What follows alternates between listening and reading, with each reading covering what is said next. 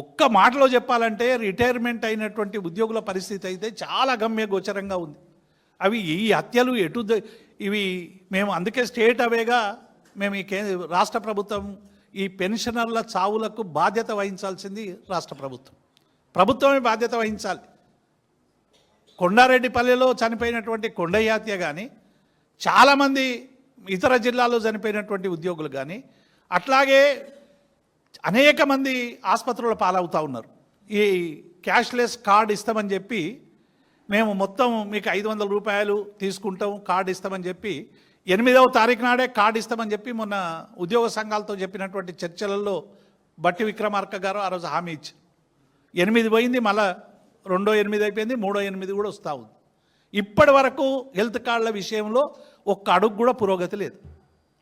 చాలామంది చాలా వార్తలు మీరు పత్రికలలో కూడా చూస్తూ ఉన్నారు. ముఖ్యమంత్రికి మాకు అప్పియండి అని చెప్పి నివేదించినటువంటి వార్త కూడా మనం చాలా స్పష్టంగా చూసినాం. చాలామంది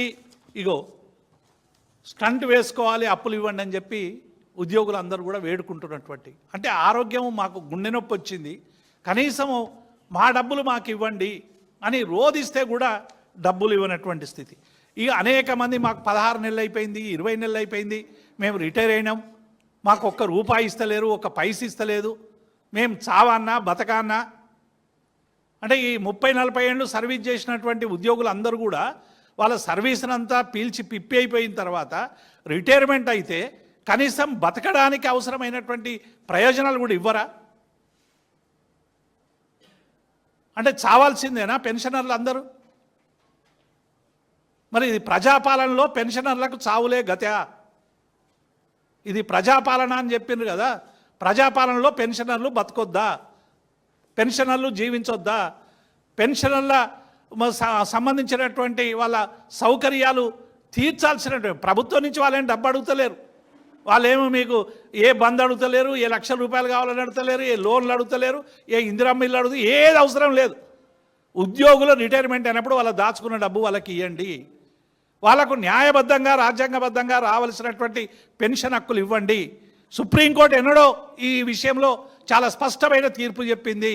ఏ ఉద్యోగి అయినా రిటైర్ అయినటువంటి 6 నెలల లోపట ఆయనకు సంబంధించినటువంటి అన్ని ప్రయోజనాలు ఇవ్వాలి అని ప్రభుత్వానికి సుప్రీంకోర్టు తాకీదు ఇచ్చినటువంటి సందర్భాన్ని కూడా మేము ఈ సందర్భంగా గుర్తు చేస్తూ ఉన్నాం. కాబట్టి ఇట్లా అనేక మరణాలు, నేను చనిపోతున్న సీఎం గారు నన్ను కాపాడండి, ఇట్లా రోజు వార్తలు వస్తూ ఉంటే ఇలా తీవ్రమైనటువంటి మనోవేదన కలుగుతూ ఉన్నది. ఒక ఉద్యోగ సంఘాల నాయకులుగా పనిచేసినటువంటి మాకు నిజంగా రోజు ఇటువంటి వార్తలు చూస్తూ ఉంటాయి. పెన్షన్ నిజంగా సర్వీస్లో ఉన్న ఉద్యోగులకు ఒక నెల పిఆర్సీ లేట్ అయినా, లేకుంటే ఒక టీఏ లేట్ అయినా, డిఏ లేట్ అయినా, ఏమైనా కూడా కొద్దిగా సర్దుకుంటారు, ఎందుకంటే ఏదో ఒక కష్టపడవు చేసేవి. కానీ వీళ్ళు చేస్తున్నది ఏంటంటే ఇంత దుర్మార్గంగా మేము అసలే పెన్షన్ నన్ను కోసుక తింటరా వండక తింటరా అన్న స్టేజ్ నుంచి ఇప్పటి వరకు పెన్షనర్ల ఉసురు పోసుకునేటువంటి పరిస్థితి వచ్చింది. కాబట్టి ఈ పెన్షనర్లకు ఏ మరణాలు జరుగుతున్నా, వారికి సంబంధించినటువంటి అనారోగ్య కారణాలతో ఇవాళ ఆసుపత్రుల్లో ఉన్నటువంటి వాళ్ళకందరికీ ఏది జరిగినా ఈ రాష్ట్ర ప్రభుత్వం బాధ్యతనే. అందుకే ఇవాళ అందరికీ మేము విజ్ఞప్తి చేస్తూ ఉన్నాం, పెన్షనర్ల కుటుంబానికి మీరు ఎందుకంటే ఆవేదనకు లోనై మరణాలు సంభవిస్తే అది ఆ కుటుంబానికి చాలా నీడనిచ్చేటువంటి ఆ కుటుంబాలు ఇబ్బంది పడతాయి. దయచేసి అటువైపు ఆలోచించండి, పోరాడదాం. ఇప్పటికే న్యాయపరంగా పోరాటం చేస్తూ ఉన్నాం, కంటెంప్ట్ ఆఫ్ ది మరి ప్రభుత్వం మీద కంటెంప్ట్లు కూడా వేస్తూ ఉన్నాం. ఇంకా అవసరమైనటువంటి పోరాటాలు కూడా చేద్దాం. ఎందుకంటే ఈ ప్రభుత్వం పూర్తిగా మరి ఎన్నిసార్లు మొరబెట్టుకున్నా కూడా ఉల్కని పలకని ప్రభుత్వం ఏదైనా ఉందంటే అది ఒక రేవంత్ రెడ్డి ప్రభుత్వం. ఎవరు ఎన్ని బాధలు చెప్పుకున్నా, ఎవరు ఎన్ని కష్టాలు చెప్పుకున్నా, చివరికి ప్రాణాలు పోయినా కూడా దాని మీద లెక్కలేనటువంటి పరిస్థితి కనబడతా ఉందనేటువంటి విషయాన్ని మేము ఈ సందర్భంగా గుర్తు చేస్తూ ఉన్నాం.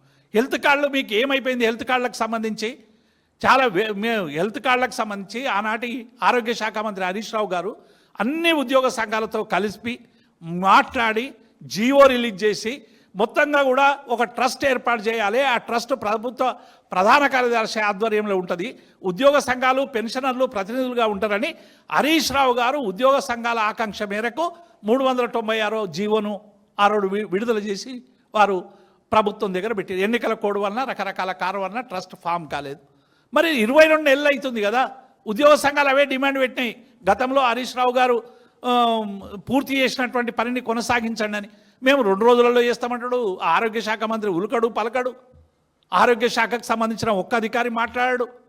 ఇలా అనేక మంది హాస్పిటల్లో పడుకొని మాకు చేయమంటేనేమో ఈ ఆరోగ్యశ్రీ నుంచి వచ్చేటువంటి ఇబ్బందులు ఉన్నాయి, కార్డేమో చెల్లనటువంటి పరిస్థితి వచ్చింది.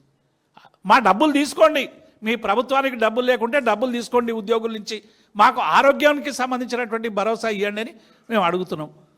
కానీ ప్రభుత్వం ఇంకేమో ఆలోచన చేస్తూ ఉంది. ఇటీవల మరి మనం చూసినాం, ఏది కార్మిక శాఖకు సంబంధించినటువంటి ఇన్సూరెన్స్కు సంబంధించి 3 కోట్లు కూడా టర్నోవర్ లేనటువంటి ఒక కంపెనీకి, ఇన్సూరెన్స్ కంపెనీకి 300 కోట్లు ప్రీమియం చెల్లించేటువంటి ప్రయత్నం జరిగిందని. మరి ఉద్యోగులకు సంబంధించిన జీవితాలన్నీ కూడా అటువంటి ఏదైనా బోగస్ కంపెనీకి ఇన్సూరెన్స్ చేయాలని ఏమైనా కుట్రలు జరుగుతున్నాయా లోపల? కాబట్టి దీని మీద ప్రభుత్వం మరి వెంటనే కదలాలి. మీరు ఏ డిమాండ్లు, మిగతా డిమాండ్ల విషయంలో పిఆర్సీ గురించి అయితే ఇక నోరు మీద టేప్ పెట్టేసారు. ఇక పిఆర్సీ తెలంగాణలో పిఆర్సీ లేదు అనేటువంటి పద్ధతిలో 23 జూలై నుంచి అయిపోయింది పిఆర్సీ. 23 జూలై పోయి ఇవాళ 30 నెలలు దాదాపుగా గడుస్తూ ఉంది.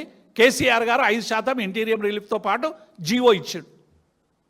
మరి మీరు ఇంటీరియం రిలీఫ్ కేసీఆర్ ఇచ్చినటువంటి ఇంటీరియం రిలీఫ్ తప్ప మరి పే రివిజన్కు సంబంధించినటువంటి మీరేమైనా ఆ కమిటీ పనిచేస్తున్నదా, పన్నదా, ఏమైనా రిపోర్ట్ ఇచ్చిందా లేదా?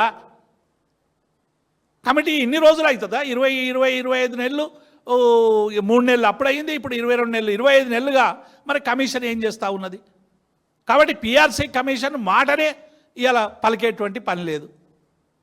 ఏ సమస్యలైనా, మీ అనేక సమస్యలు కూడా ఇలా పెండింగ్లో ఉన్నాయి. డిఏలు అయితే 5 డిఏలు రావాలి.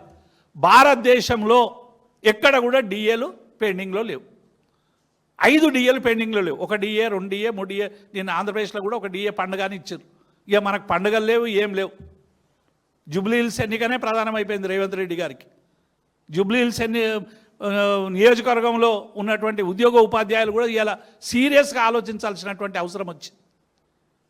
మరి 15% డిఏ ఇచ్చేటువంటి పరిస్థితి లేదు, మన బకాయిలు ఇచ్చేటువంటి పరిస్థితి లేదు, కనీసం హెల్త్ కార్డు ఇచ్చేటువంటి పరిస్థితి లేదు, మన జీపీఎఫ్ మనం వాడుకునే పరిస్థితి లేదు. చివరికి ఎంత దివాలా తీసిందంటే పండుగ అడ్వాన్స్, ఫెస్టివల్ అడ్వాన్స్ అని ఉద్యోగులు, మరి 4వ తరగతి ఉద్యోగులు ఫెస్టివల్ అడ్వాన్స్ తీసుకుంటారు. ఫెస్టివల్ అడ్వాన్సులు కూడా ఇస్తలేరు. ఫెస్టివల్ అడ్వాన్సులు కూడా మూసిపాడేసారు. వైభవలక్ష్మి బతుకమ్మ, దసరా, దీపావళి పండుగల సంబరాలు. Triple festivals, triple benefits. ప్రతి 500 రూపాయలు ఆపై కొనుగోలుపై లక్కీ డ్రా కూపన్. ఒకే కూపన్ పై 1 kg silver or 1 TVS Jupiter or 1 Alto car గెలుచుకునే ఛాన్స్. ప్రతి 2000 రూపాయలు ఆపై కొనుగోలుపై స్పాట్ గిఫ్ట్స్.